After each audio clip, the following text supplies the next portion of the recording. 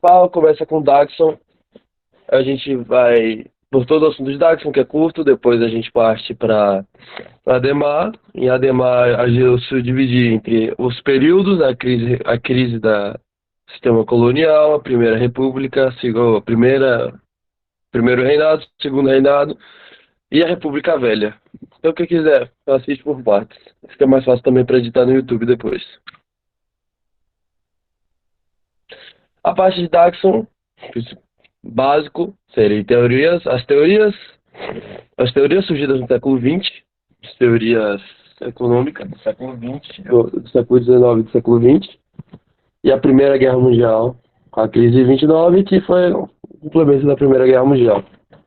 Ele já começou a Segunda Guerra, mas falaram para mim que não ia cair, e Daxon também não botaram no negócio. Vamos começar por imperialismo. Vamos definir a ideologia que marcou o século XX de uma forma tão completa. De uma forma tão completa que simplesmente moldou a civilização humana pelos próximos 100 anos. Deixa eu só abrir aqui o módulo para ficar mais fácil de acompanhar pelo que está aqui.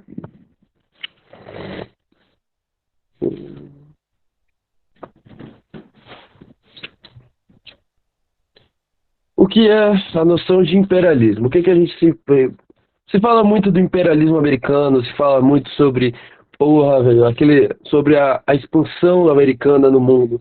Mas como definir o imperialismo e, consequentemente, as consequências que levaram às novas ideologias e à Primeira Guerra Mundial? O imperialismo, a adoção de impérios, a expansão mundial, foi depois do fim do mercantilismo, depois da Revolução Industrial, a gente viu uma nova ordem econômica mundial, onde tudo se baseava a favor não mais do acúmulo de capital, que se baseava no mercantilismo, e sim no mão de obra, na mão de obra das pessoas, se baseava nas pessoas, na mão de obra livre. Então a gente tem a formação de impérios, a gente tem as colônias, o crescimento das colônias, a importância da África no contexto mundial por causa da extração, do extrativismo dos recursos, dos minérios, do extrativismo do povo que não só mais ele é escravizado, porque escravidão se tornou um termo, se tornou uma prática ultrapassada. Não foi, não pelas maneiras corretas, porque deveria ser banida por ser algo desumano, e sim colocado como algo ultrapassado economicamente.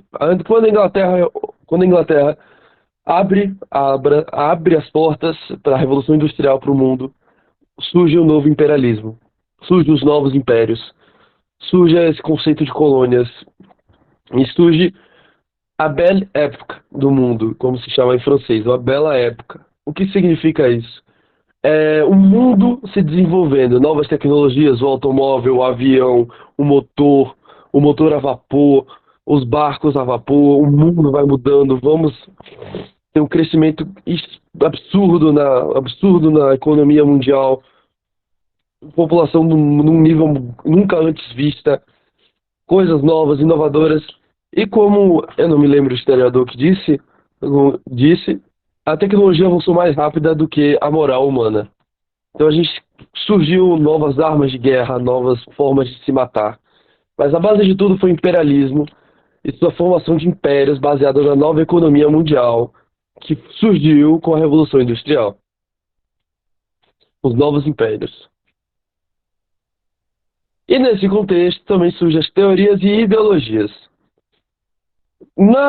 Depois da Revolução Industrial, surge as primeiras fábricas inglesas, fábricas gigantes, principalmente de tecidos, têxteis, com condições de trabalho desumanas. Eles se baseavam basicamente, eles se baseavam basicamente na, na, como é que eu explico? Os movimentos operários se baseavam basicamente no que fundou as. Porra, esqueci o nome do negócio. Os sindicatos. Porque eles tinham condições de trabalho desumanas, não havia leis trabalhistas, tudo era muito novo, era um novo sistema, porque antes a gente tinha os camponeses e os senhores feudais, os escravos e os homens livres, e os homens de bem, e agora a gente tem o burguês e o proletariado. O mundo é dividido novamente, em uma nova ordem mundial, mas não, as leis não acompanham ainda nesse período o advento da nova ordem mundial. Então os operários sofrem na mão dos seus empregadores. Horas de trabalhos abusivas, mulheres e crianças trabalhando em condições desumanas, porque mulheres, além de serem vistas como inferiores, eram colocadas para fazer muitos outros serviços mais finos e delicados, digamos assim, por mais ou por horas extensas. Os homens muitas vezes perdiam parte do corpo, se acidentavam, morriam, e não tinham leis trabalhistas para isso. As cidades cresciam indefinitivamente, e o mundo faz propaganda assim. Então, começaram a ocorrer as primeiras manifestações sociais, as primeiras manifestações dos operários. Eles queriam a força de trabalho queria mudar as regras. Eles queriam que surgisse algo que os protegesse de horas abusivas.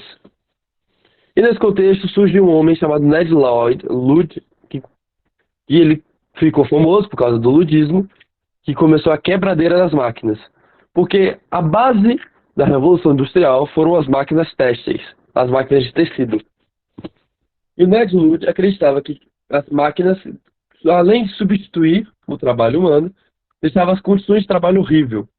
Então ele decidiu promover um movimento que quebrava as máquinas. Esse foi um dos primeiros movimentos operários que existiu na história. Em 1875, mais ou menos, surgem os primeiros sindicatos, e na época, como na Inglaterra, trade unions.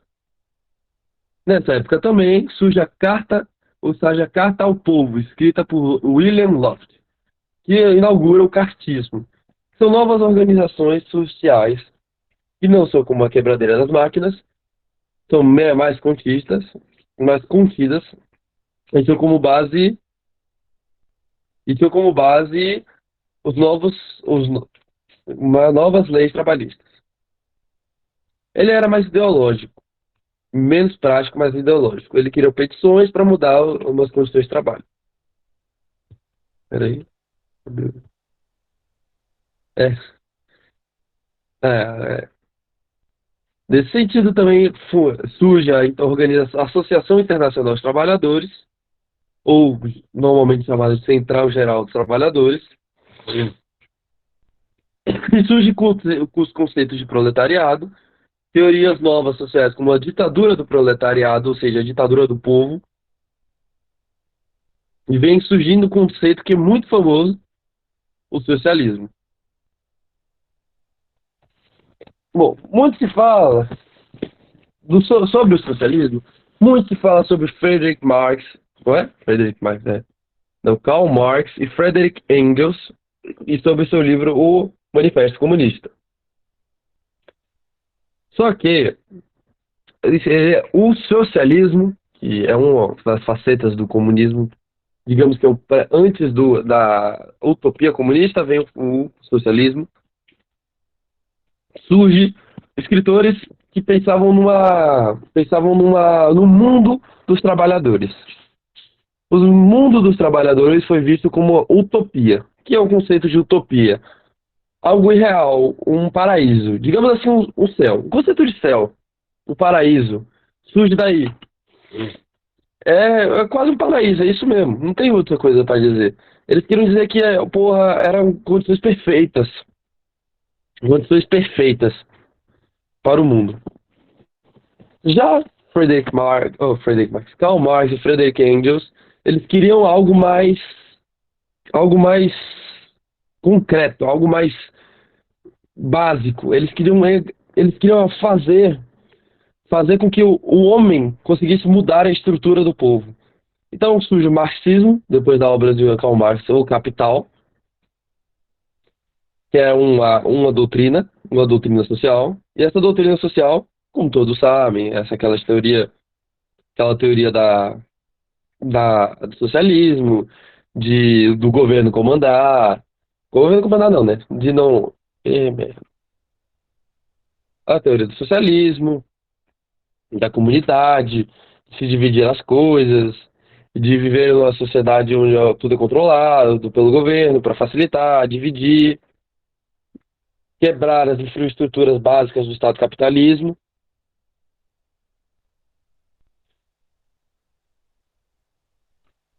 ou quebrar a estrutura básica do capitalismo e formar um mundo melhor para os empregados, o proletariado.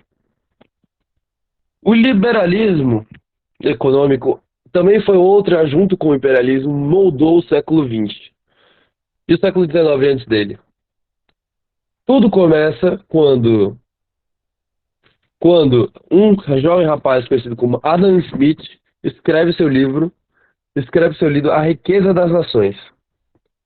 A Riqueza das Nações, de Adam Smith, molda como funciona o capitalismo moderno, como deve funcionar. Ele conta que o mercado não precisa ser intervido pelo Estado. O Estado deve deixar o mercado livre. O mercado deve, o mercado se autorregula, o mercado funciona por si mesmo, por si próprio e não precisa da intervenção estatal. É complicado, não se sabe, não se sabe não. É complicado mas é a base do liberalismo. A, a liberalismo é baseado em algumas leis. Normal? Baseado em algumas leis. A lei da concorrência, que diz que que o comércio por si só se regula e permite a livre acumulação de capital. A lei de oferta e demanda, que eu acho que o nome é autoexplicativo, é a não interferência do Estado, as liberdades individuais e o direito à propriedade privada. É o básico de tudo. Porém, também no conceito dos operários, surge o anarquismo. O anarquismo vem do grego anarros, se eu, se eu não me engano, eu acho que fala assim, que significa sem governo. Eles não querem uma estrutura de governo centralizada. Eles não precisam, eles acreditam que não se precisa disso para atingir uma sociedade funcional. Eles não querem nenhum tipo de autoridade e denominação, como política econômica, social e religiosa. Eles querem ver livres, completamente livres das amarras sociais. Eles se baseiam na liberdade e responsabilidade. Contraria a existência do governo, da polícia, do casamento, da escola, do trabalho, ou seja, de todas as bases da sociedade. Eles querem o fim disso. Eles querem que tudo isso se exploda, basicamente. Eles querem ser livres. Eles não acreditam em nenhum sistema exatamente econômico, mas, pela definição deles, eles são quase como comunistas, assim, tipo, vivem em comunidade, vivem dividindo e eles vivem livres de tudo, de todas as amarras. Comparar o comunismo foi um péssimo negócio, mas mais ou menos é isso. Agora, vamos entrar na Primeira Guerra Mundial. Eu acho que Primeira Guerra Mundial é um assunto que pouca gente conhece, pouca gente gosta de estudar a Primeira Guerra Mundial, pouca gente se interessa por essa guerra em específico, porque a Segunda Guerra ficou muito famosa. Eu tenho minhas teorias por que a Segunda Guerra é muito mais famosa do que a Primeira, até por causa que a Segunda Guerra é mais famosa, é mais moderna, tem mais filmes, mais fotos, foi mais recente, mas também ela foi mais heróica. A Primeira Guerra Mundial é uma guerra imperialista. Não tem outra forma de dividir. São impérios contra impérios. São o ápice e a queda dos impérios europeus. São os impérios que comiam no mundo lutando por razões mesquinhas e idiotas. Digamos assim. São o começo da nova era. Tudo começa pela Primeira Guerra Mundial. o inauguram da história moderna. Está aí. O que que temos a entender? Em 1870, ou seja, bem antes do começo da guerra, o que aconteceu? Vários estados germânicos, porque assim, a Alemanha, como conhecemos hoje, não existiu não existe antes de 1870. Em 1870, ou antes de 1870, existiam estados germânicos.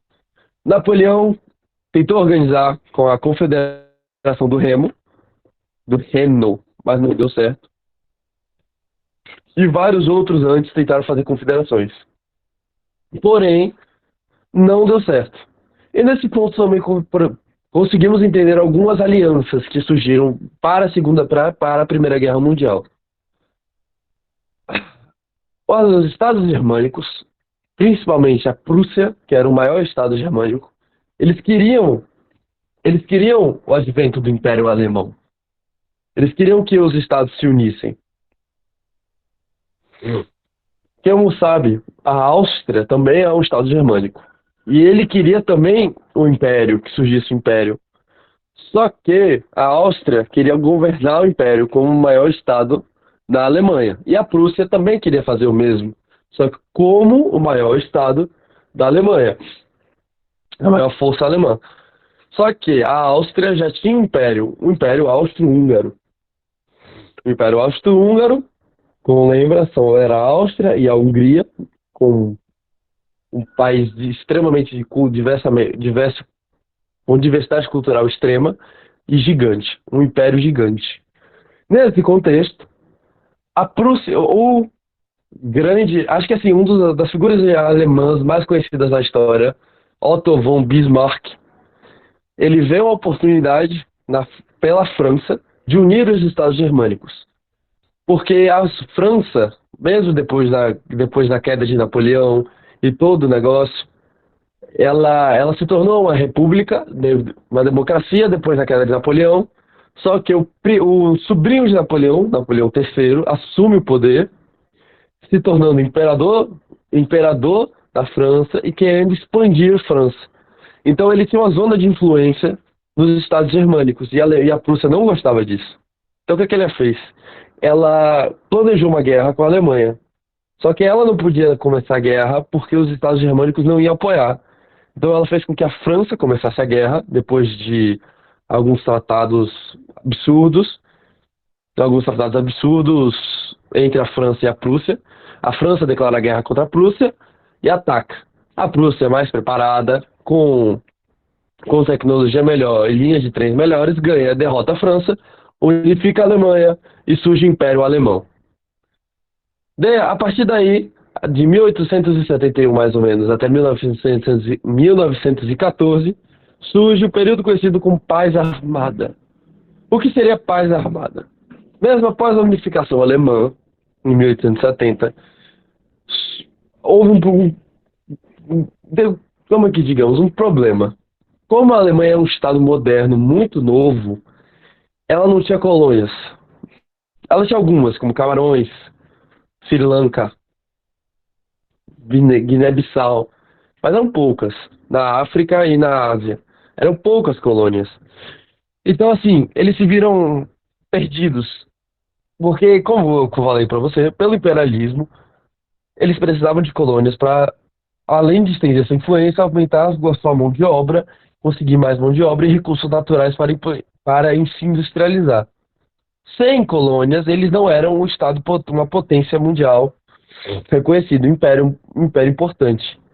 Só que a Alemanha, liderada pela Prússia, pelo Estado prussiano, né, que se fala, ele era um Estado militarista, um exército poderoso e altamente industrializado dentro do próprio país, mesmo sem essa influência colonial. Isso fez com que, mesmo sem as colônias, ela se tornasse uma potência ou potência armamentista. A França, vendo o que está acontecendo, junto com a Inglaterra, decidem se unir à Rússia para formar a Tríplice Entente, que em francês significa os aliados, basicamente. e a Alemanha decide se unir à Itália e se unir ao Império Austro-Húngaro Austro-Húngaro para formar a Tríplice Aliança. Fica mais fácil lembrar o eixo, ou Impérios Centrais, e os aliados. Impérios Centrais e os aliados. Só que, antes do começo da guerra, a Itália troca de lado e entra o Império Otomano no lugar da Itália. Mas isso é depois. A paz armada fez com que a Europa fosse um barril de pólvora. Basicamente é isso, um termo muito utilizado por historiadores, é que ele se tornou um barril de pólvora. Preparada e armada por todos os lados, todos estavam prontos para uma guerra. Só que ninguém sabia onde começaria a guerra. Nesse barril de pólvora existia sim um pavio, os Balcãs. Onde é os Balcãs? A Sérvia, a Bulgária, a hoje Montenegro, Kosovo, naquela região, mais ou menos depois da Grécia, depois do Mar Egeu, ali fica os Balcãs. Essa zona era disputada tanto pelo Império Austro-Húngaro, quanto pelos otomanos, quanto pelos russos. E a Sérvia não era um estado independente nesse local. Ele queria a independência. Só que ela era o estado vassalo do Império Austro-Húngaro. Ela queria independência. Então, tinha muitos conflitos dentro da Sérvia, era uma zona problemática. E, devido a isso, o, o herdeiro do trono austro-húngaro, Francisco Ferdinando, decide visitar a Sérvia para conhecer, para apaziguar os ânimos por lá. Chegando lá, um nacionalista sérvio, conhecido como Gavrilo Princip, que era um mão negra, ou seja, a mão negra era um grupo terrorista. Resumo básico. Era um grupo terrorista. Gavrilo Princip, vendo a oportunidade, mata Francisco Ferdinando, o herdeiro do Império Austro-Húngaro, e, e a Império Austro-Húngaro fica puto. Fica muito puto com isso. E a Rússia era aliada da Sérvia. Eles eram amigas da Sérvia. Pô, peraí. Tô falando Sérvia, tô falando errado, caralho. Não é Sérvia, era a região do Império Austro-Húngaro e a Sérvia queria essa região. Perdão, desculpa. Tô falando errado, caralho. Ele queria uma região dentro do Império Austro-Húngaro que a Sérvia queria. E, pô, usando isso, eles queriam se tornar independentes do Império Austro-Húngaro e entrar para a Sérvia. Nossa, que vergonha. Mas enfim, eles queriam entrar para a Sérvia, essa região do Império Austro-Húngaro. O Francisco Ferdinando visita essa região, Gavrilo Princip, que era um nacionalista sérvio, que queria que a Sérvia assumisse o controle dessa região, vai lá, mata o Francisco Ferdinando. A Rússia era aliada da Sérvia, o Império Austro-Húngaro era aliado da Alemanha. O Império Austro-Húngaro declara guerra à Sérvia, eles invadem a Sérvia, o Império Russo decide declarar guerra contra o Império Austro-Húngaro. É conhecido como Crise de Julho, todos os impérios declaram guerra para todo mundo e tem uma guerra na Europa, a Primeira Guerra Mundial. Não tem muito o que dizer por essa primeira fase da guerra. A primeira fase da guerra, conhecida como Guerra de Movimentos, que Daxon não colocou, foi os exércitos se posicionando, os exércitos se colocando nos lugares. A Alemanha tem um plano de invadir a Bélgica e a Holanda, para atacar a França, o que ficou conhecido como estupro bélgico, porque milhares de civis foram mortos e estuprados. A Inglaterra, que não tinha entrado na guerra ainda, fica puta, decide entrar na guerra da França, que é sua aliada, e declara guerra à Alemanha e seus aliados. E agora a gente tem uma Europa completamente invencível em guerra. Depois da fase conhecida como Guerra dos Movimentos, em 1915 a 1914 começa a Guerra de Trincheiras, as famosas trincheiras da Primeira Guerra Mundial, com condições desumanas, problemáticas, ratos, ratos, sujeira, excrementos humanos, sangue. Era uma das piores coisas para se manter. Um dos piores lugares para ficar na Europa era ali naquelas trincheiras. Haviam quilômetros e quilômetros e quilômetros de trincheira. E eram locais tão que às vezes eram tão próximos um do outro que os soldados podiam atravessar, podiam pular de uma trincheira para outra. Tipo, uma trincheira aliada para uma trincheira inimiga. Eram quilômetros de trincheira, eram batalhas sangrentas que não resultava em nada, porque os, como as trincheiras foram construídas, eles ficaram em um checkmate. Nenhum lado conseguia avançar mais depois da fase da Guerra dos Movimentos. Eles ficaram parados por causa das trincheiras. E daí que surge os problemas da Bela Época. Que vocês lembram que eu falei da Bela Época, da desenvolvimento da Revolução Industrial, das novas tecnologias e como o homem não evoluiu.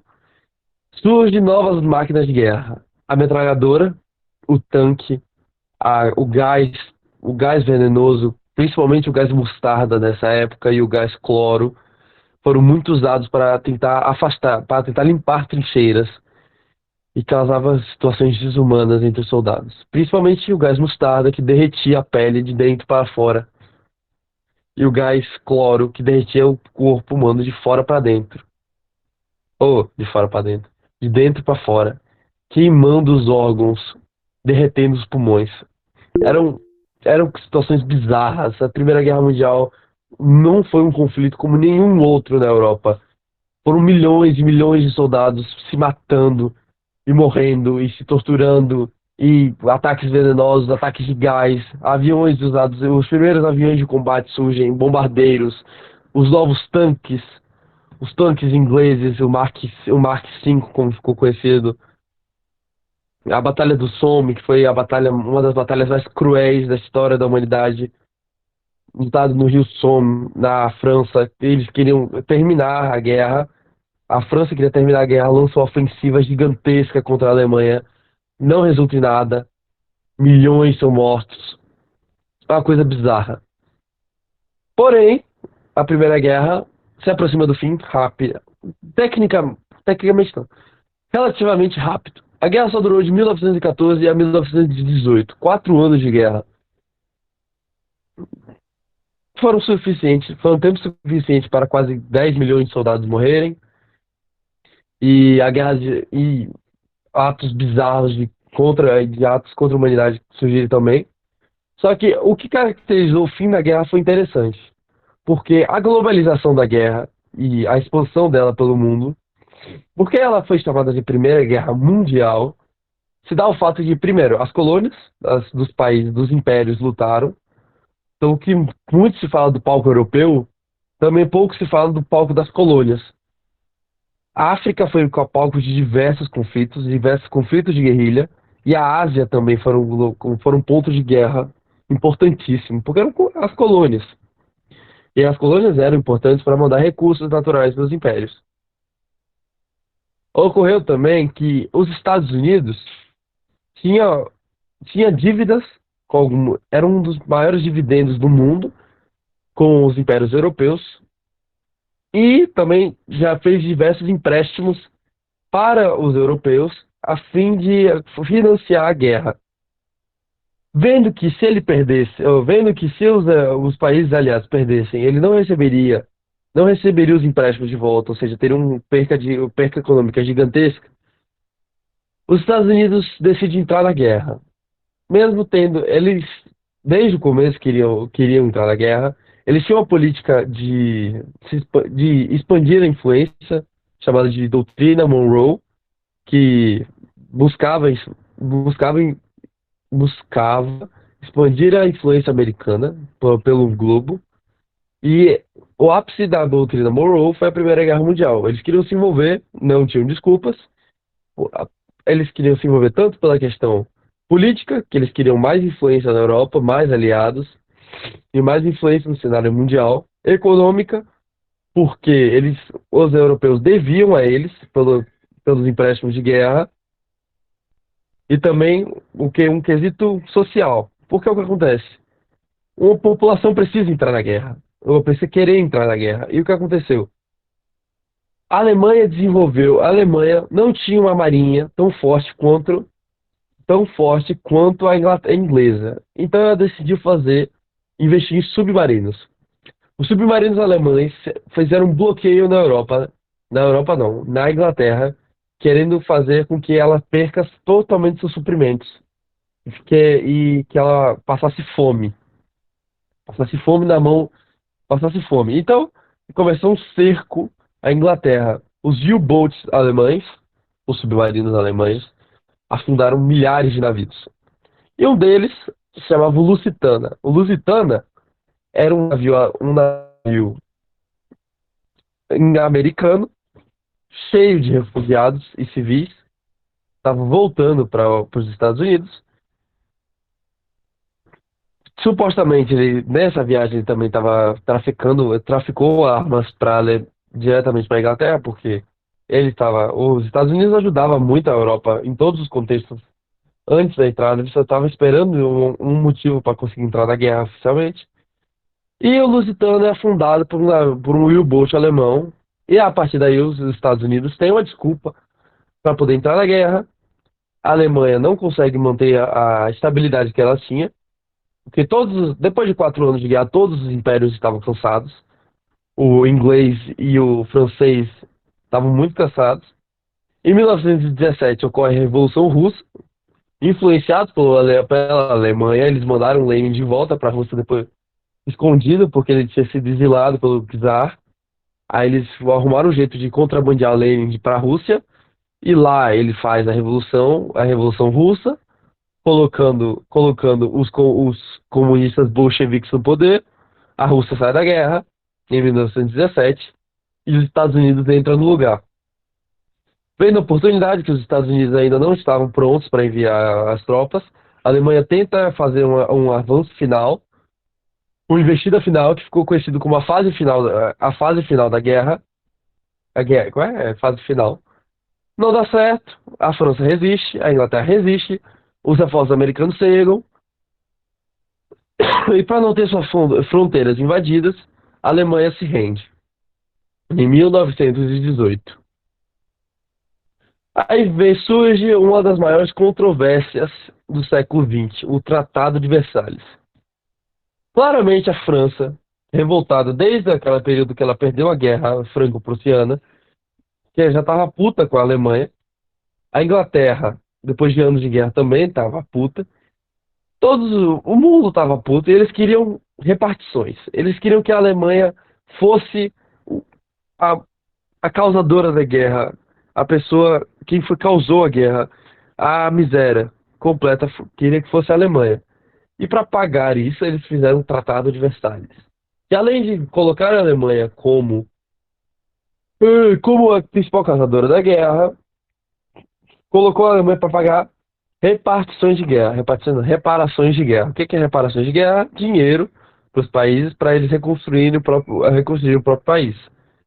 Que esse foi o Tratado de Versalhes, que destruiu o que restava da economia alemã e, como todos sabem, abriu espaço para as novas ideologias no continente. E nesse contexto do Tratado de Versalhes, nos problemas do Tratado de Versalhes, abriu espaço para Hitler e seu partido nazista tomar o poder em 1933. Mas isso aí a gente vai muito para frente. Nesse ponto, o Tratado de Versalhes é imposto, a Alemanha tem que pagar e sua economia, o que restava dela, foi destruída completamente.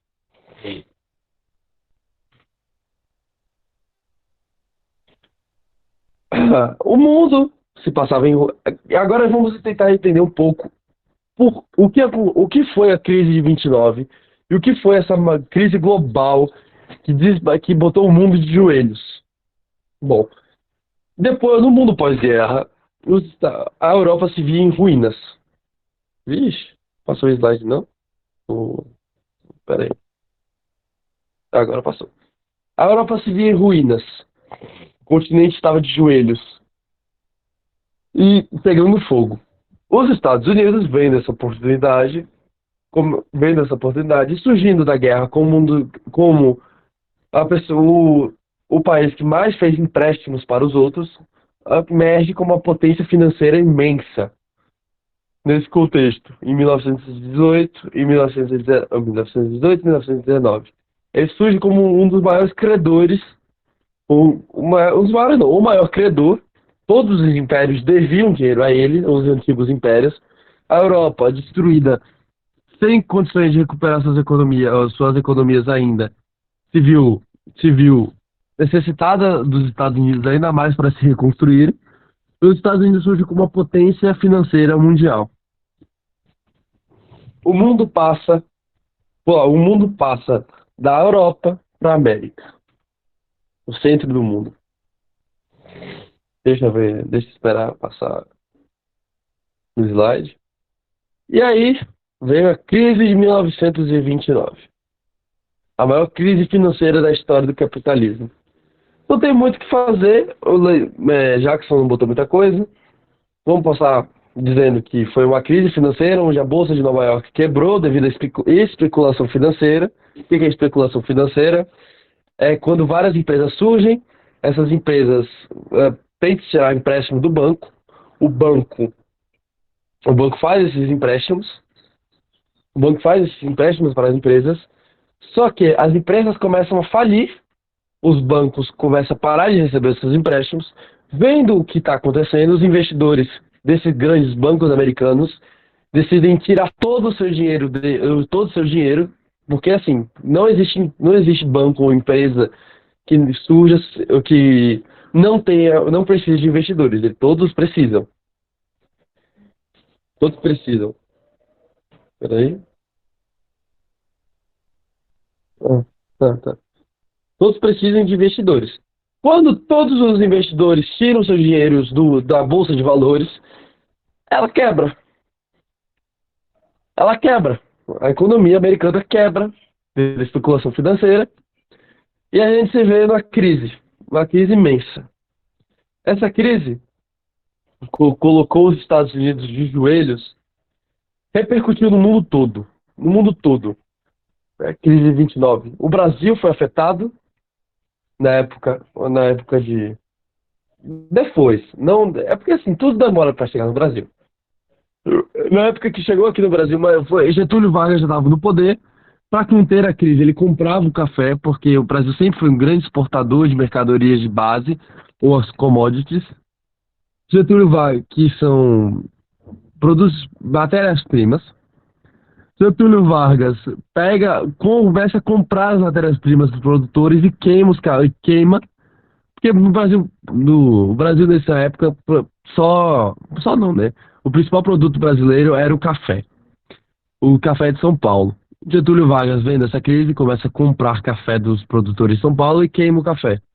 Foi conhecido nessa época como a queima. Mas não só, mas não foi só o Brasil que foi afetado, o mundo inteiro foi afetado. A Europa que estava se recuperando da guerra foi afetada. A, a Alemanha que estava tentando se reconstruir pela República de Weimar foi afetada, foi quase afetada não, né? Quase destruída completamente. E as datas agora, sim, estão próximas. A República de Weimar, em 1929, ela estava indo até bem, que foi a República Alemã que tentou reconstruir a Alemanha pós-guerra, estava indo bem. O Partido Nazista não tinha força nessa época, só que depois da crise de 29, eles conseguiram o apoio popular e força que eles precisavam para subir no poder e se tornar a força principal da Alemanha. Ai, ai. E agora a gente começa a história de Ademar. A história de Ademar. Quem quiser tomar água, quem quiser tomar água, quem quiser comer alguma coisa, vamos dar uma pausa de 5 minutos para fazer um xixi ali, rapidinho. História de Ademar, história brasileira completa. Misericórdia, caralho, passou assunto pra porra.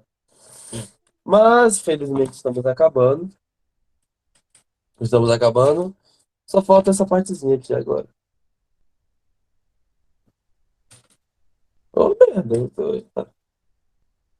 Crise do sistema colonial. Ó, vou ver se aqui, pera. Crise do sistema colonial. Vamos começar por aí. Vamos começar por aí. O que que levou à independência do Brasil? O que que fez Dom Pedro I virar Dom Pedro I? Por que que Dom João VI fugiu da Europa? Deixa eu ver só uma coisa. Eu botei depois? Eu botei depois.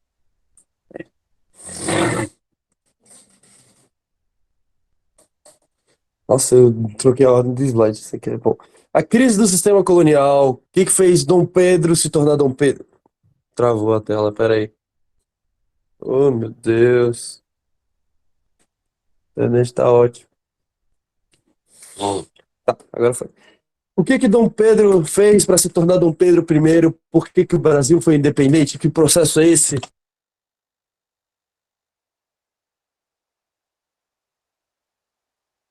Ih,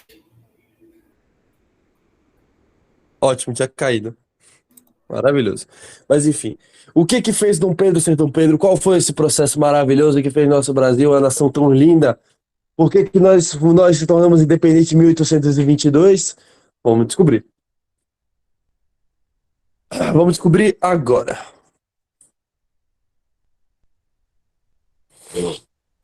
O slide eu botei errado a ordem, mas começa por aqui. A formação do Brasil. Como todos sabem, até 1822 o Brasil. Até 1822 não, é mais correto afirmar que até 1814 o Brasil foi colônia. Por que até 1814 o Brasil foi colônia de Portugal? Não, 1822. Cadê?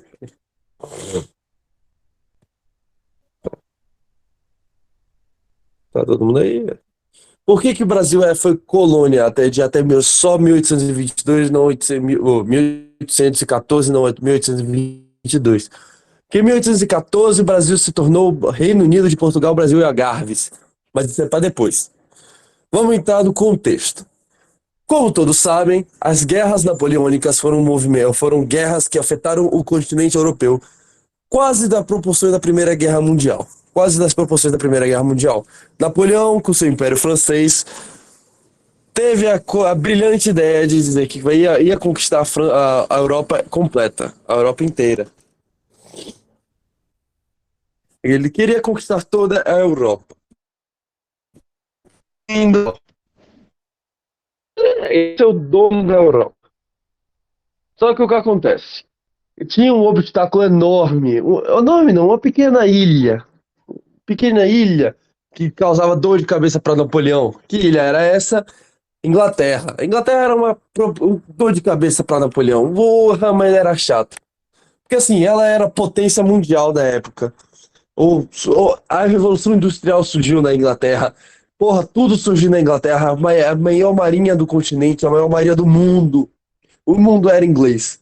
E Napoleão tinha os melhores exércitos da Europa, mas não conseguia chegar até a Inglaterra. Então ele ficava preso. Preso, preso dentro da Europa. Então o que que ele fez? Porra, se eu não consigo invadir a Europa ou invadir a Inglaterra, vamos fazê-la passar fome. Que nem os alemães fizeram muito tempo depois. Instaurando um bloqueio continental, ele esperava quebrar a economia francesa. A economia inglesa. O que que era o bloqueio continental? Ele queria que a Inglaterra, que nenhum país da Europa comercializasse com a Inglaterra.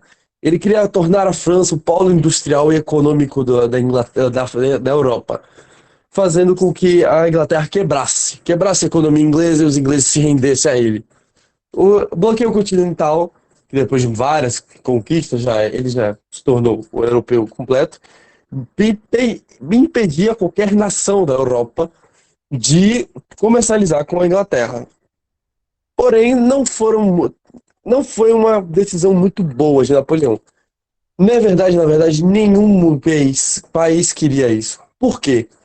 Porque a França não tinha um polo industrial que nem a Inglaterra tinha. Era uma coisa muito mal desenvolvida ainda. Não tinha um desenvolvimento completo. Estava nascendo ainda a indústria na França. Então, Napoleão tentando tornar a França uma potência, não consegue competir com a capacidade industrial inglesa. Os países se viram desesperados por recursos para se industrializar e precisavam do comércio com a Inglaterra. Nesse contexto, estava a pequena nação insular da Península Ibérica, chamada Portugal. Portugal, governada por Dona Maria Joaquina, uma louca. Ela se tornou louca depois que o marido morreu no mar. E seu príncipe regente, porque devido à loucura da rainha, o príncipe regente Dom João VI teve que tomar o controle de Portugal. O que acontece? O Portugal, ele precisava do comércio inglês. Eles que eram aliados profundos da Inglaterra desde o começo. Eles precisavam disso. Eles precisavam do comércio, precisavam da indústria. Eles queriam essa aliança com a Inglaterra. Então o que acontece? Eles ignoram o bloqueio continental e continuam tocando e comerciando e comercializando igual com a Europa ou com a Inglaterra. Napoleão, um homem de palavra, como ele realmente era, invade Portugal. Claro, eles os portugueses entraram em desespero com a invasão, com a invasão,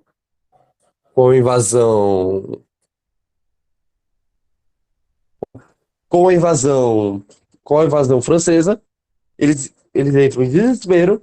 A corte de Dom João VI, sua mãe, Maria Carlota Joaquina ou Maria Joaquina, eu sempre troco. Não lembro se é Carlota Joaquina, acho que era Carlota, tô falando errado. Carlota. Carlota. Dona Carlota Joaquina e seu filho Dom João VI fogem para o Brasil. Fogem para o Brasil, que era uma colônia de Portugal desde 1500, que foi o descobrimento brasileiro. O descobrimento brasileiro. Sua corte completa vai, porém os burgueses ficam para trás. Isso é importante que ela saltar para depois. Mas a corte completa de Dom João parte para o Brasil. No Brasil, Dom João desembarca no Rio de Janeiro. Rio de Janeiro, que na verdade ele desembarca em Salvador, depois se encontra no Rio de Janeiro. Isso foi palco de alguma, tecnicamente foi assim. Isso foi palco de algum desentendimento entre os baianos e a corte. Não é muito importante saber, mas tecnicamente Dona Carlota Joaquina desembarca no Rio de Janeiro, Dom João VI desembarca em Salvador. Eles esperavam que Salvador se tornasse a capital, mas não se tornou. Mas ele decide descer para o Rio de Janeiro. Ele decide descer e se instalar no Rio de Janeiro.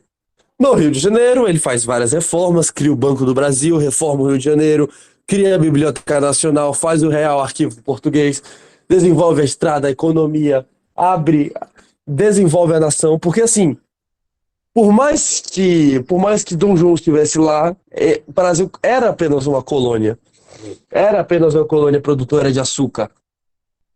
Ainda estava no ciclo do açúcar e no ciclo do ouro. A gente ainda se baseava muito no açúcar baiano, do recôncavo baiano e no ouro de Minas Gerais. Mas não era muito bem desenvolvido. Era uma colônia, era algo rural, algo rústico. Não se comparava ao esplendor europeu que existia há milênios, há quase 2000 anos de história, 2000 anos de belezas. Nada disso se comparava a nada no Brasil. Então João João VI decide reformar o Brasil, dar uma pequena independência, tornar o país uma nação de verdade, mesmo continuando colônia, porque ele estava que ia ficar aqui de qualquer jeito. Ia ficar aqui de qualquer jeito. Nesse contexto, surge, surge o Congresso de Viena, porque Napoleão é derrotado na Europa em 1812, 1813. E o Congresso de Viena, liderado pela Áustria, Inglaterra, Rússia e Prússia, queriam devolver a antiga ordem aos reis, ou seja, eles queriam que os reis voltassem a reinar na Inglaterra. Napoleão bagunçou tudo, tornou vários estados vassalos, que derrubou várias dinastias milenares. Isso não era legal, porque isso afetava a ordem antiga, a antiga ordem mundial. Então eles queriam essa ordem de volta. Eles queriam que voltasse para aquilo, voltasse para aquela comodidade que os reis tinham. Que Então o que acontece? Dom João precisa participar do Congresso de Viena, porque ele foi afetado por Portugal, precisava do Congresso de Viena, do Congresso de Viena. Então o que que ele faz? Ele eleva a colônia do Brasil, porque ele ainda não tinha voltado para Portugal. Ele eleva a colônia brasileira a título de Reino Unido de Portugal, Brasil e Algarves. Ou seja, o Brasil deixa de ser colônia em 1814 para se tornar o Reino Unido de Portugal, Brasil e Algarves. Ou seja, tecnicamente, o Brasil já não é colônia desde 1814, mesmo a independência sendo em 1822. O Congresso de Viena foi isso. Eles queriam retornar. Dona Carlota, é Maria, é Maria. Tá vendo? É Maria. Mas Dona Maria morre, Dom João se torna imperador e vai participar do Congresso de Viena, retoma os territórios portugueses. Retoma os territórios portugueses. Na verdade, assim, os territórios portugueses ficaram sob administração inglês, porque foi a Inglaterra que liberou Portugal. Nesse processo, precisamos entender também um pouco do que acontece em Portugal nesse período. Porque, assim, os portugueses não aceitaram muito bem. Primeiro que o Duque de Wellington, Wellington ou Candler, não lembro, ficou com a província portuguesa, a província não, o país de Portugal para reger enquanto essas negociações aconteciam. Ele regia. Só que ele era um tirano. Os portugueses não queriam, não aceitavam isso.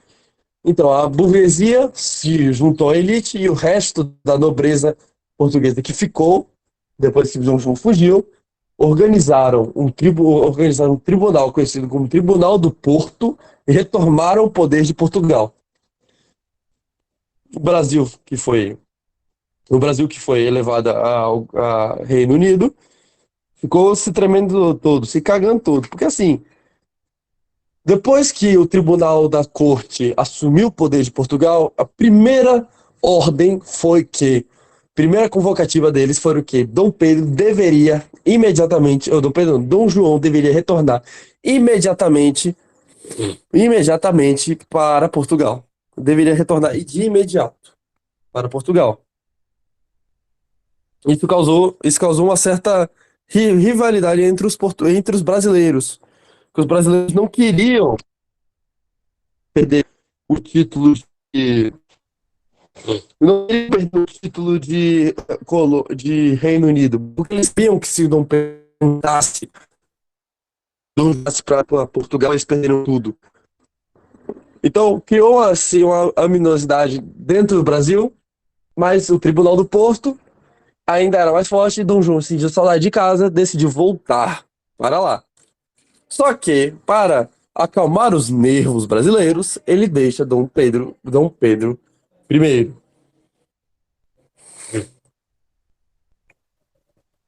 Cadê? Deixa eu voltar. Aqui. Nesse contexto, dessas mudanças políticas, todo mundo sabe que mudança política vem acompanhado de revoltas, independente do que seja, vem acompanhado de uma revolta, seja ela intelectual, seja ela um movimento aberto, seja ela um movimento de luta armada, surgem os nativistas e os separatistas. Os nativistas e os separatistas. Qual a diferença? Quando Dom João volta, eles queriam o fim da era colonial. Todos os dois queriam mais ou menos o fim de Brasil colônia. Só que o que acontece?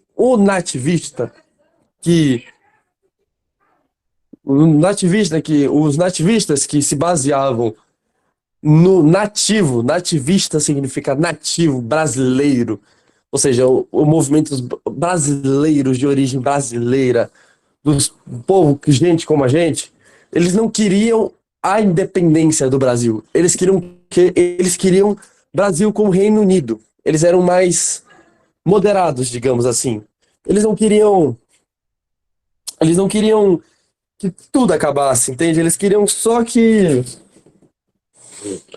eles ficassem mais ou menos ali. Eles não queriam ser Eles não queriam ser independentes, mas também não queriam voltar à colônia. Então eles queriam ficar no meio termo. Queriam ser Reino Unido. Continuar com as vantagens que ser o Reino Unido causava. Aí, nesse contexto, surge um dos movimentos importantes. Não, isso aí é melhor falar depois, né? Depois de colocar. Depois de colocar. Cadê? Poxa. Espera aí, peraí. Eu me perdi aqui na datação. Só um segundo. Oxe, cadê? Cadê?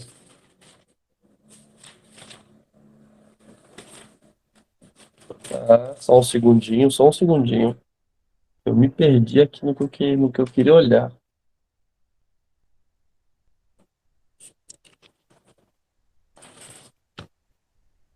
Oxe, rapaz. Tá, vamos continuar assim mesmo. Aí, o que é importante lembrar nessas revoltas são características do movimento nativista, que não queria, e o movimento separatista, que queria que o Brasil fosse independente. Nesse caso, aí temos a revolta de Beckman, no Maranhão, que foi a falta de escravos, a revolta dos Mascates, que foi. Guerra dos Massates foi diferente. Porque assim, a revolta de Beckman, a revolta de Beckman foi. Ele queria. Era um comerciante. Beckman era um comerciante no Maranhão que produzia as drogas do sertão, que são as especiarias sertanejas que eles exportavam. E lá, os sertanejos precisavam mais de escravos. Precisavam de mais escravos, precisavam de mais escravos e precisavam de mais liberdade para comercializar. Então o governo português cria a Companhia do Maranhão, que dizia que ia comprar, fazer que nem Getúlio Vargas fez com o Brasil na Primeira Guerra, que era comprar as especiarias dos sertanejos e, e trazer mais escravos, no mínimo 300. Só que isso não aconteceu.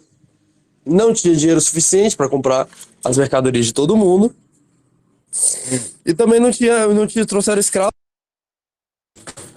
Eles não trouxeram escravos o suficiente.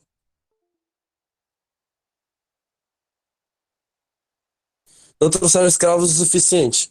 Então Beckman decidiu fazer um movimento sertanejo, pernambucano, maranhense, tô falando errado, maranhense, de um nativista, porque ele não queria a separação, ele queria melhores condições para os sertanejos. Vem a Guerra dos Mascates, em Pernambuco, que foi a Recife e Olinda, que o que precisa lembrar que Olinda era uma cidade importante e Recife não era, Olinda era, Recife não era. E só que Recife era maior do que Olinda, se tornou maior do que Olinda, mais importante economicamente na região, mesmo não sendo cidade. Então Portugal decide elevar o status de Recife para a cidade e Olinda então perde o controle de Recife, porque como ali era vilarejo e Olinda era uma cidade, ele comandava indiretamente Recife. Só que quando ele vira a cidade, ele perde esse direito. Então o que Olinda decide fazer? Invadir Recife. As tropas, ele invade Recife, destrói não, quebra das partes importantes da cidade, as tropas portuguesas vêm e liberam Recife. Guerra dos Emboabas são as Minas Gerais, onde pauli- paulistas não, né? Melhor dizendo, eram os bandeirantes eram os bandeirantes que descobriram ouro na região de Minas Gerais, bandeirantes paulistas como Borba Gato. Eles, ao se estabelecerem em Minas Gerais, eles queriam o ouro completamente para si. Só que o que acontece? Vários estrangeiros de outras regiões chegavam, né? Chegavam em Minas Gerais para poder explorar o ouro também. E os paulistas não gostaram nada disso.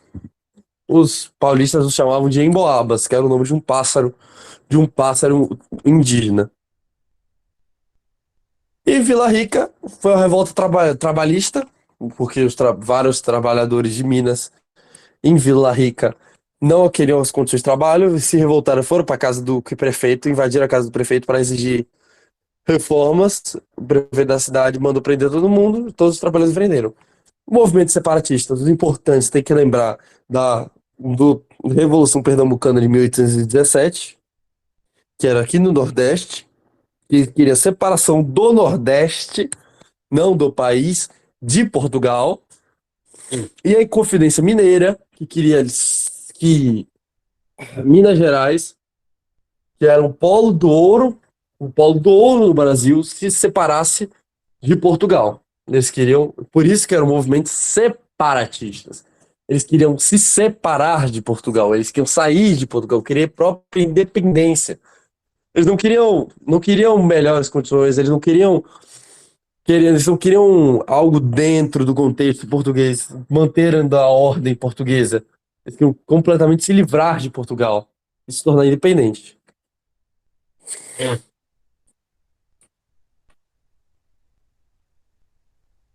O Império do Brasil.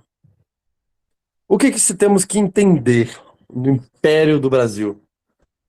Dom Pedro I, ou Dom Pedro, muito antes de gritar independência ou morte na margem dos Ipiranga e se tornar o primeiro imperador do Brasil, e se tornar o primeiro imperador do Brasil, e deixa eu avançar aqui para manter. Muito antes de gritar ao grito do Ipiranga e se tornar imperador brasileiro, ele era príncipe herdeiro de Portugal. Príncipe herdeiro de Portugal. E o que acontece nesse contexto? O que acontece nesse contexto? Dom Pedro foi deixado para trás por Dom João com ordem de estabelecer e acalmar os nervos brasileiros que queriam mais direitos depois do Reino Unido de Portugal, Brasil e Algarves. A elite agrária brasileira e a elite mineradora brasileira fizeram a cabeça de Dom Pedro. Porque, assim, para a elite, era melhor que Dom Pedro declarasse independência. Porque os nervos brasileiros já estavam muito agitados. O Brasil inteiro queria independência. O povo queria independência. O povo queria independência. Só que a elite temia que se fosse uma independência liderada pelo povo e liderada por regiões, o Brasil poderia se fragmentar, que nem se fragmentou que se nem a América Espanhola se fragmentou, porque hoje a gente tem vários países que falam espanhol, mas não são unidos, são vários países pequenos, fazem todos parte da América Espanhola, só que eles se dividiram. Eles, e a elite temia por isso, eles achavam que ia acontecer isso. Então o que acontece? Fizeram a cabeça de Dom Pedro, porque eles queriam a independência, eles queriam se tornar independentes pela elite, pela corte, porque se a independência fosse centralizada, ia ser mais fácil, não só da população aceitar, como do Brasil não se fragmentar. Então eles queriam um português liderando a independência brasileira. Ou seja, a nossa independência foi feito por um português. Ah, os Outro fator que contribuiu para isso foi o fato dos tribunais portugueses do Porto não aceitassem ou ainda não aceitaram que Dom Pedro ficou no Brasil. Eles queriam permanecer, eles queriam que o Dom Pedro voltasse para Portugal. Eles exigiam que Dom Pedro voltasse. Eles queriam que Dom Pedro voltasse para o Brasil. Eles queriam que o Brasil, queriam que Dom Pedro voltasse para Portugal. Só que isso não aconteceu. Então eles começaram a pressionar e disseram que iam enviar soldados para buscar Dom Pedro. Com a mente feita pela elite agrária, Dom Pedro grita em 7 de setembro de 1822, independência ou morte. Antes disso, teve o Dia do Fico, que foi uma assinatura realizada no Rio de Janeiro, onde milhares de pessoas disseram fique Dom Pedro, fique Dom Pedro. Claro, organizado pela aristocracia rural, para que Dom Pedro ficasse, para que Dom Pedro ficasse.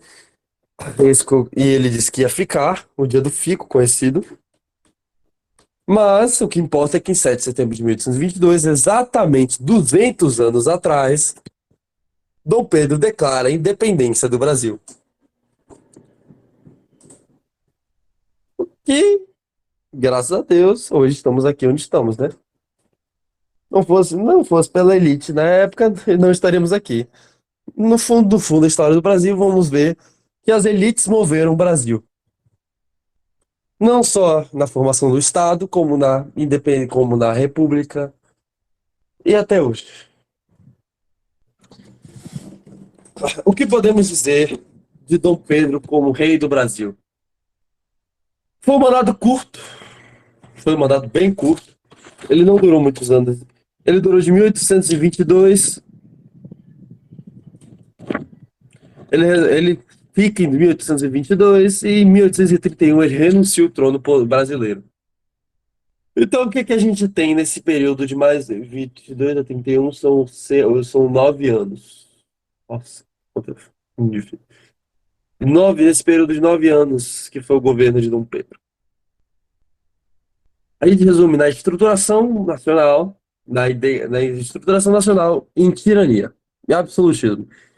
Dom Pedro queria basicamente colocar o Brasil como uma monarquia europeia. O Brasil, junto com o México, em um curto período, foi um dos únicos países da América a se tornar monarquia após a independência. Um dos únicos. Isso, agora a gente sabe que se deve ao fato de que a elite agrária queria que Dom Pedro, um português, aceitasse o cargo e foi elitizado. Então ele foi uma das únicas independências que se tornou monarquia depois. Então o que acontece? Dom Pedro, aqui no Brasil, todos esperavam muita coisa, porque ele foi visto como um herói nacional, fundador de nossa nação. O fundador de nossa nação ajeitou algumas coisas. Primeiro, ele incentivou. Porque assim, muito se fala da independência do Brasil assim, como se fosse fácil. Não, não foi fácil. Portugal não aceitou muito bem a revolta, a revolta e independência. O que aconteceu? Várias províncias não aceitaram, teve problemas internos, vários problemas internos, províncias que não aceitavam, os portugueses não aceitavam, teve algumas brigas, várias brigas, mas tirando isso, não muita coisa. O que a gente tem que saber? Que logo quando Dom Pedro assume, ele precisava moldar uma Constituição genuinamente brasileira. Então ele chama a Assembleia Nacional Constituinte, eles montam uma Constituição que ficou conhecida como a Constituição da Mandioca, porque eles colocaram elementos democráticos na Constituição, mas com a condição que fosse da elite agrária, ou seja, você tivesse uma certa quantidade de produção de mandioca, que era um produto base produto base do Brasil. Eles dividiram o Estado em três: legislativo, executivo e judiciário. O imperador não poderia vetar as decisões do legislativo e os portugueses não poderiam assumir cargos públicos. Claro, Dom Pedro não gostou nem um pouco disso.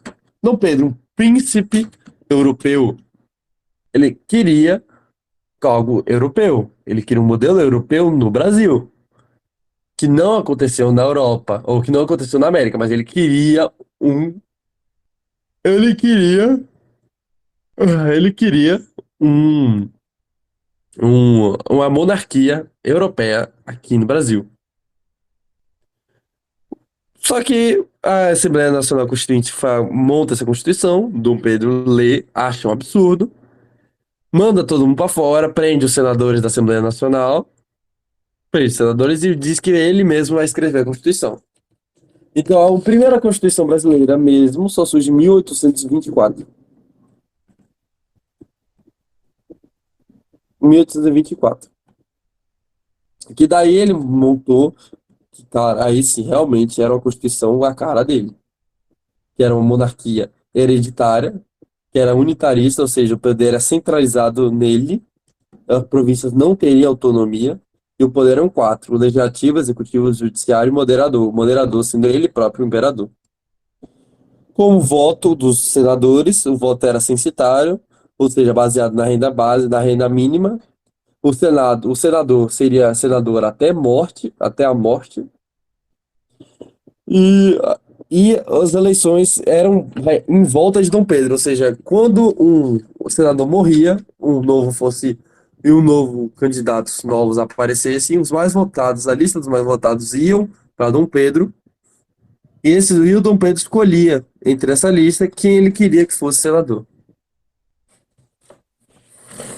Ou seja, o que que a gente pode tirar disso? O que que a gente pode tirar do primeiro reinado? Que Dom Pedro foi um absolutista. Ele queria que o Brasil fosse uma monarquia como a Europa era. Ele queria isso. Só que, infelizmente, os brasileiros, depois de testarem, felizmente não, felizmente, depois disso, os brasileiros testarem a liberdade, eles não queriam aceitar um absolutista no poder novamente. Teve a Guerra da Cisplatina, onde a Cisplatina, a província Cisplatina, que hoje é o Uruguai, decide declarar a independência do Brasil. Dom Pedro perde essa guerra e a Cisplatina se torna independente. Ou seja, e Dom Pedro perde popularidade completa. Ainda para ajudar, houve uma tomada do poder lá em Portugal, onde o tio de Dom Pedro decide usurpar o trono. Dom Pedro fica puto, ameaça dizendo que o Brasil enviar tropas para Portugal. Os senadores e os brasileiros odiaram essa ideia porque não tinha nada a ver, porque o trono era português, não tinha nada a ver com o Brasil, não tinha nada a ver com o Senado português, não tinha nada a ver com as tropas brasileiras, não tinha nada a ver com as tropas brasileiras. E Dom Pedro fica chateado, porque não conseguiu nada. E se tornando cada vez mais impopular no Brasil. Chateado, muito chateado e puto, ele decide fazer uma excursão real em volta do país. Chegando em Minas Gerais, o imperador é recebido com ódio e com luto. Ele volta triste para imediatamente para o Rio de Janeiro, abdica o trono e volta para Portugal.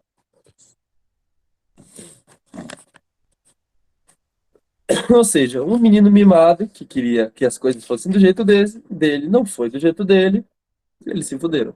Ele se fudeu. Teve que abolir. Quem assume seu poder?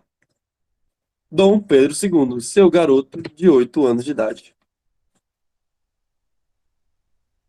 Se- Obviamente, um garoto de 8 anos não poderia assumir o controle do trono. Então, então a regência foi preparada para Dom Pedro II. O período regencial. O período regencial do Brasil pode ser dividido em pode não, é dividido em algumas fases. O, Explicando mais ou menos o contexto, as regências trina, provisória, a trina permanente, a regência e as regências unas, a de Feijó e Araújo Lima. A trina provisória foi baseada no critério político, ou seja, os posicionamentos políticos. Eles queriam botar um liberal, um conservador e um militar na regência. Botaram, né? No caso. E essa regência foi organizada às pressas, porque a primeira regência, o Dom Pedro, quando o Dom Pedro abdicou o Senado, a Assembleia Geral estava em recesso e os deputados estavam fora, fazendo, passeando. É, isso aí até hoje, né? felizmente até hoje. A primeira coisa que a agência provisória fizeram foi reinteração do Ministério Brasileiro, ou seja, os ministros do Brasil, anistia aos prisioneiros políticos de Dom Pedro I, a suspensão do poder do imperador e a aprovação da lei da regência, que proibiu os regentes de dissolver a Câmara, declarar guerra ou conceder títulos de nobreza. Depois disso, veio a regência permanente. A regência permanente, que depois foi escolhida pela Assembleia Nacional completa, depois deles se encontrarem,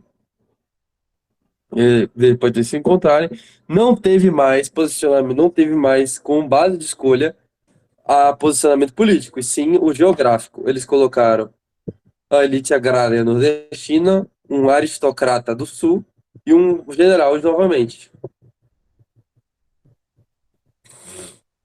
Nesse ponto, surgiu uma figura ilustre, conhecida como Padre Diogo Antônio de Feijó, que era o ministro da Justiça nessa época, e ele era muito influente, porque ele criou a Guarda Nacional sendo o Exército Brasileiro. O Exército Brasileiro não, a Guarda Nacional, né? A Guarda Nacional era quem era uma polícia, tipo uma polícia militar, digamos assim. Não tem a ver com o exército, é mais uma polícia. Digamos assim, é mais fácil explicar assim.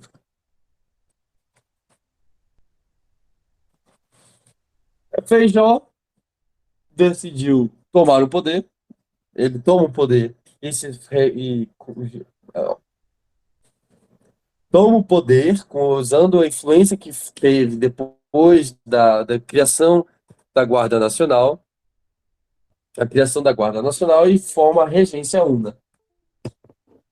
Nesse período, a gente vai ver depois no próximo slide sobre as revoltas desse período, que é a cabanagem, Sabinada, Farroupilha, Malês, mas isso é próximo. E dizer que Feijó foi odiado e ele logo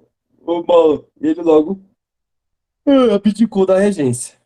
Depois veio o seu sucessor, Araújo Lima, que não teve muita coisa, que ele era conservador, mas não teve muita coisa não. O próximo, porque assim, período regencial, o grosso do período regencial que a gente deve lembrar, que provavelmente o que a Dema vai cobrar mais, são as revoltas. São as revoltas. Revoltas dos malês, que foi uma revolta popular, que se baseava na Bahia, com negros muçulmanos. Eles queriam tomar o poder na província e se rebelaram, porque eles além de serem escravos islâmicos, eram muito, muito destratados, porque além de negros, eram islâmicos.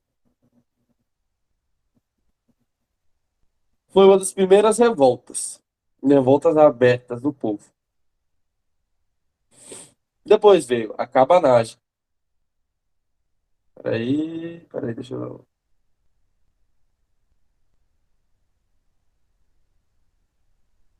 A cabanagem que também foi outro movimento social, ou seja, do povo, que era uma parte da população que se entrou em conflito com o governador do Grão-Pará. Esses grupos rebeldes, conhecidos como os cabanos, era um movimento popular, não tem muita coisa para lembrar. Sabinada, que foi aqui na Bahia, também outro na Bahia, tanto a Malês como a Sabinada foram aqui na Bahia. Queria logo, queriam que reclamavam das imposições dos presidentes da província. Eles logo proclamaram uma República Baiense, que se separaria do Império Português, provisoriamente, porque eles queriam que Dom Pedro assumisse logo a maioridade e o trono. Essa foi uma das primeiras vezes que o movimento social conseguiu declarar a independência. Depois veio a Balaiada, que é outra do Maranhão, que eram os negros, os poderes políticos. Porque assim, os Maranhão sofreu muito. Porque já lembra da revolta de Beckman, já não era muito boa a situação lá. Então surgiu um grupo, um poder político, liberais, conhecido como os bem-te-vis, que queriam reestruturar a província do Maranhão. A revolta começou quando uma das figuras ilustres dos bem-te-vis, que eram os liberais, o Raimundo Gomes, é assassinado. Ou assassinado, não, invade um negócio para roubar seu irmão. E ele foi assassinado. E aí começa o negócio. A mais importante desse período é a Farroupilha, que foi logo lá no Rio Grande do Sul e Santa Catarina,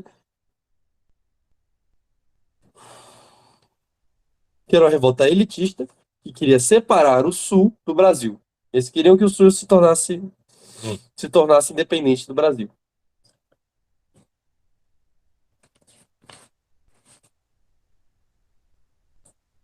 A Guerra dos Farrapos, como ficou conhecido, né?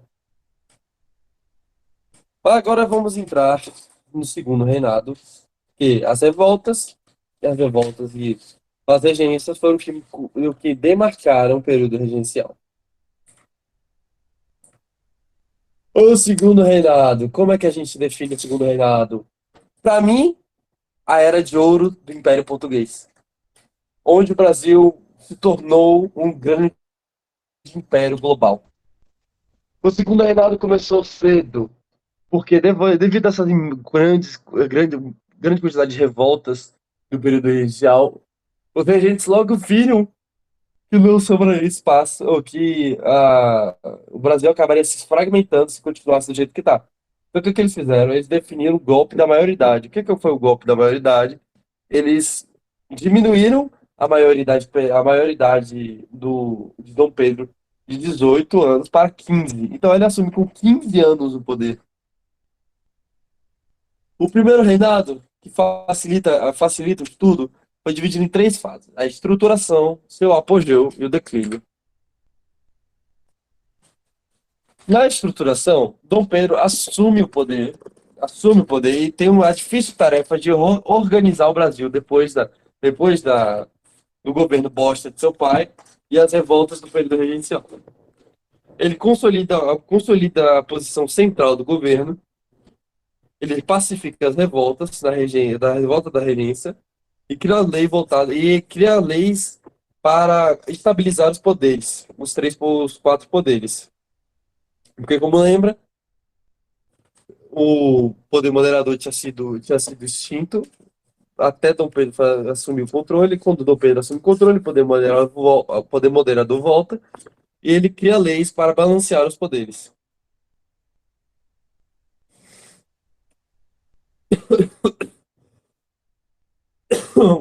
Toda a história do Brasil, história do Brasil, do primeiro e segundo reinado, se baseia mais ou menos entre liberais lutando contra conservadores. Que não eram bem liberais, né? Eram liberais não liberais, porque, tipo, eles queriam algumas liberdades, mas eles não eram radicais, então só discordavam de algumas coisas mais conservadoras. O que que a gente tem que lembrar? Os, os, os golpes da maioridade foi elaborado pelos liberais. E os liberais, eles assumiram o maior poder nesse período. O Dom Pedro pacifica o império, pacifica politicamente o império, e gera eleições para o legislativo, monta o ministério geral, foi conhecido como, e faz eleições para o legislativo. Essas eleições ficaram conhecidas como as eleições do cacete, porque nessa época teve um movimento conhecido como coronelismo, onde a Guarda Nacional, onde era dado o título de coronel da Guarda Nacional para alguns homens importantes fazendeiros ricos, fazendo com que esses homens tivessem uma guarda própria e um exército próprio. Usando desse poder dado pelo governo, eles se tornaram coronéis, os famosos coronéis.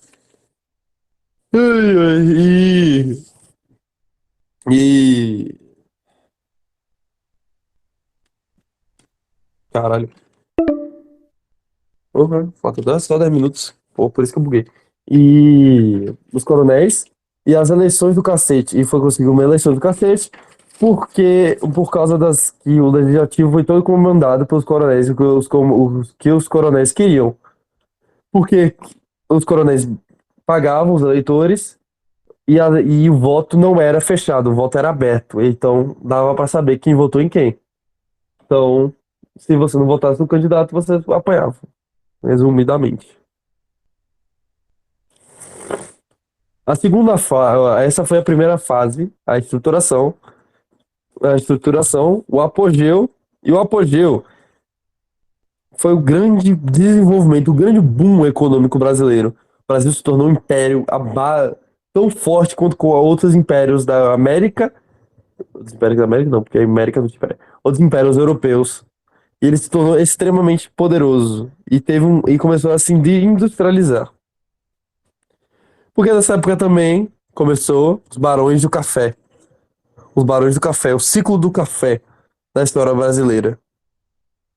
Aí o Minas Gerais já estava acabando, o ouro de Minas Gerais, novas minas não estavam sendo descobertas tão rapidamente, e os barões do café de São Paulo se fortaleceram como maior fonte de renda do Brasil. E nesse processo, o Brasil começa a se industrializar com figuras ilustres que nem um barão de Mauá. Que horas são? Que negócio. Ó, faltam 9 minutos para acabar a reunião. Vamos ter que fazer e por que eu vou ter que entrar em Guerra do Paraguai e Proclamação da República?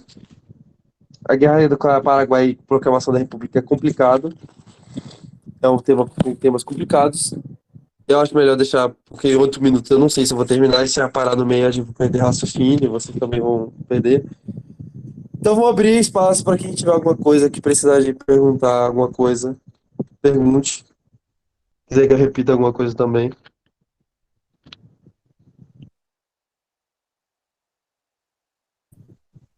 Dá pra fazer qualquer coisa também, botar uma música, qualquer merda. Até a gente ter esses 8 minutos. O Kioshi. Eu. Kioshi. É, vai fazer outra aula, né? Sobre o negócio do É, Paraguai e mas a da essa é a República. última. Essa vai ser a Sim, última. mas vai ser daqui a quantos minutos? Não, só quando acabar a reunião. Falta 8. Ah, então daqui a 8 minutos. Tá bom, então. Então, Guerra do Paraguai. Guerra do Paraguai, declínio do Império, o que é que a gente tem que saber? O Império se separa da Igreja se torna laico, o que faz com que a Igreja. Oh, o que faz com que a Igreja fique muito irritada. Dom Pedro era maçom, ou seja, piorou ainda a imagem de Dom Pedro II para a Igreja. Para a Igreja. Os cafeicultores se distanciam de Dom Pedro, porque Dom Pedro começa a tomar medidas mais conservadoras. E a Guerra do Paraguai ele perde apoio militar, ou seja, os três pilares do Império são perdidos por Dom Pedro, o que causa a queda do Império. O que que a gente tem que saber? O que que a gente tem que saber? A Guerra do Paraguai foi um conflito onde Lopes, Solano Lopes, um militar que oh, porra, comandava o Paraguai, um ditador que reestruturou o Paraguai e fez ele uma nação poderosa, queria expandir a sua influência. Queria expandir a sua influência. Queria expandir a influência. Queria expandir a influência e abrir uma rota para o mar. Uma rota para o mar do Paraguai. Então, o que que acontece? O que que acontece? Bom, o Paraguai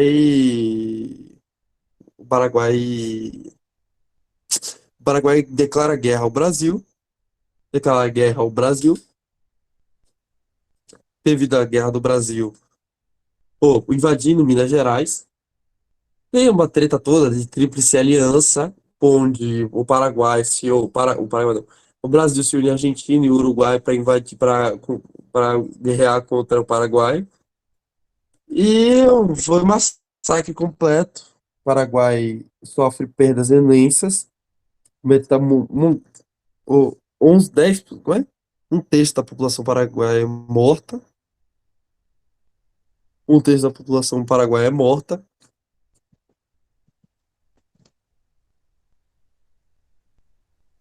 Pera aí, só um segundo. Deus. O Paraguai cria um sentimento. O Brasil. O Brasil quer real com o Paraguai se fode, perde um monte de gente. Só que o que acontece? Dom Pedro perde o apoio do exército porque ele prometeu várias vantagens para o exército depois da Guerra do Paraguai, se eles ganhassem a Guerra do Paraguai, e ele não deu essas vantagens, então eles perdem os três apoios que formavam o Império. Aí o que acontece? Em 1889, a República é declarada, o que é o período conhecido como Velha República, pelo Marechal Deodoro da Fonseca, porque depois da perca dos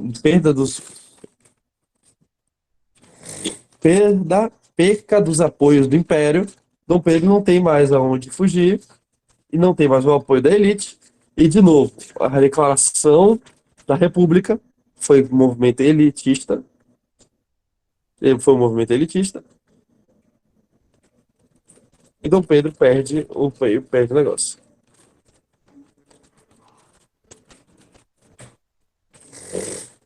República Velha. República Velha. O que a gente tem que lembrar?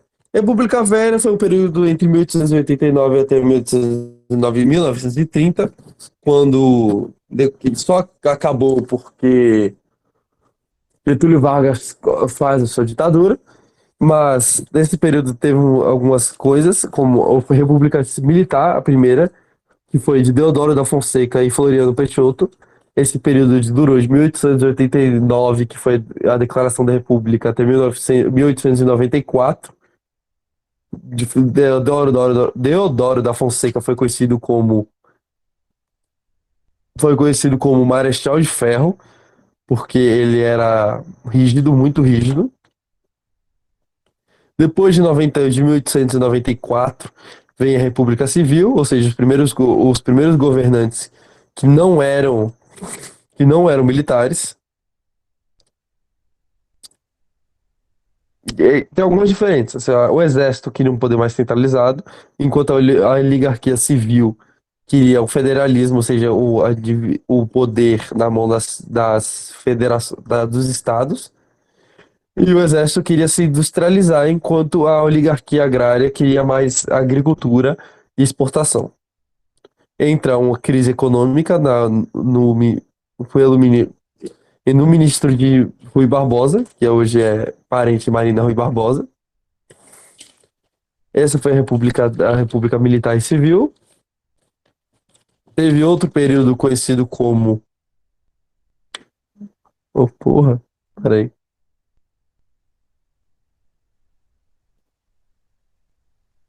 E a República Civil. Depois do fim da República Militar, com a queda de Floriano Peixoto, vem a República Civil. Eu troquei Floriano Peixoto com Marechal de Ferro, falei errado. Vem a República Civil.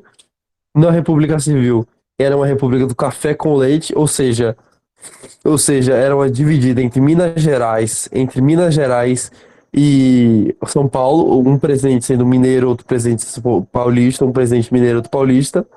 O primeiro foi Prudente de Moraes, depois Campos Salles. Nessa época, o coronelismo atinge o seu auge.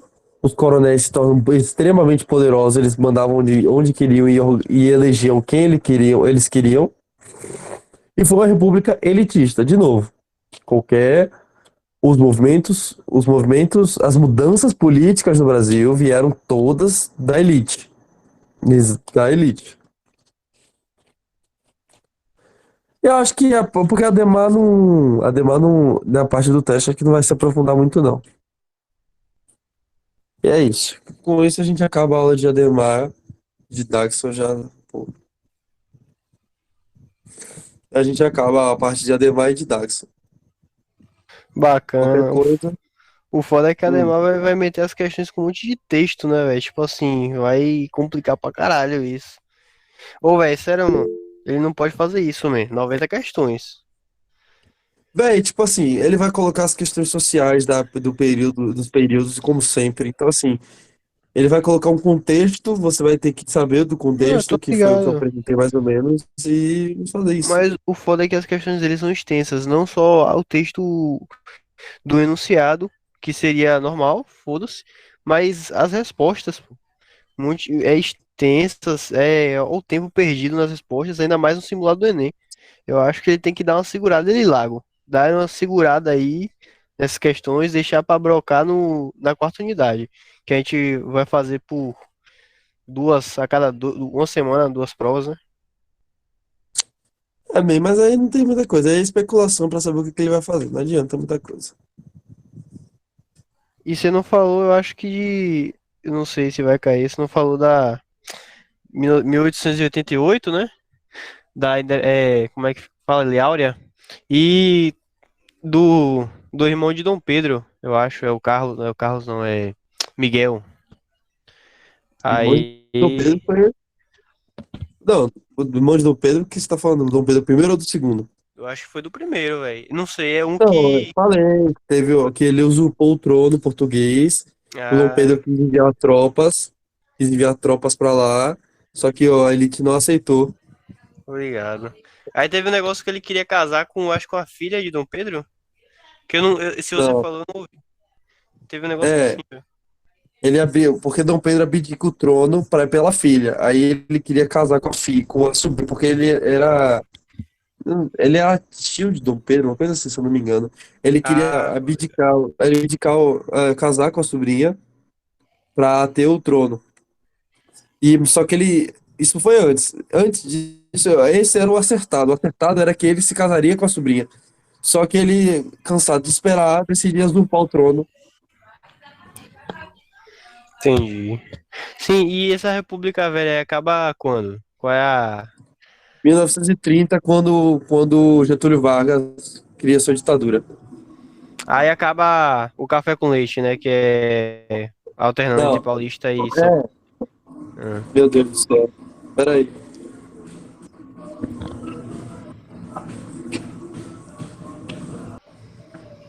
Eu acho que não sei.